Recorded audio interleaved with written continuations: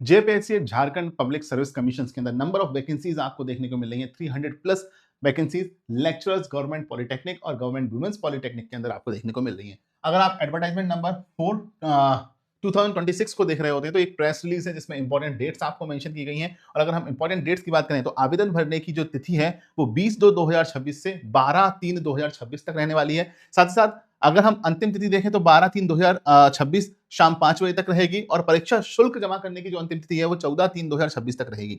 वहीं hard copy आपको क्या है डॉक्यूमेंटेशन भेजने पड़ेंगे आयोग तक, तो वो 25/3/2026 शाम 5 बजे के पहले भेजने पड़ेंगे। तो भाई ये एग्जामिनेशन ऐसा है जिसमें कोई भी हम बात करते हैं रिटन एग्जामिनेशन नहीं होगा, मेरिट के बेस पे आपको यहाँ पर सिलेक्शन मिलने वाला है। बट देख लेते हैं यहाँ पर कि अगर हम इस सर्कुलर को देखते हैं यहाँ पर, सो डिफरेंट इंजीनियरिंग के अंदर अगर देखें ऑटोमोबाइल्स है, सिविल है, कंप्यूटर साइंस है यहाँ पर, ठीक है, ड्रेस डिजाइन है, इलेक्ट्रिकल है, हम बात करते हैं मैकेनिकल है, तो डिफरेंट नंबर ऑफ पोस्ट, जहां सिविल के अंदर टोटल 40 पोस्ट देखने को मिल रही हैं। अगर मैं इलेक्ट्रिकल की बात करता हूं 45 पोस्ट है। अगर हम इलेक्ट्रिकल एंड इलेक्ट्रॉनिक्स की बात करते हैं तो 19 पोस्ट है, इलेक्ट्रॉनिक कम्युनिकेशन के अंदर 18 पोस्ट है, और अगर मैकेनिकल इंजीनियरिंग के अंदर देखें तो 43 पोस्ट हमारी निकल करके आ रही है। तो डिफरेंट कंडीशंस में यहाँ डिफरेंट पोस्ट निकल करके आ रही हैं और जिनके लिए आयु सीमा, मिनिमम आयु सीमा भी बिल्कुल भी नहीं दी गई है। अगर हम बात करें तो आयु की गणना जो है वो 1/8/2025 से है, 2 साल का प्रोविजन पीरियड है। और अगर एलिजिबिलिटी भी देखते हैं तो हमारा लेक्चरल एंट्री पर एलिजिबिलिटी इंजीनियरिंग एंड टेक्नोलॉजी के लिए बीई बीटेक, अगर हम बात करते हैं BS in relevant discipline with first class और इक्विवेलेंट निकल करके आ रहा होता है, ठीक है।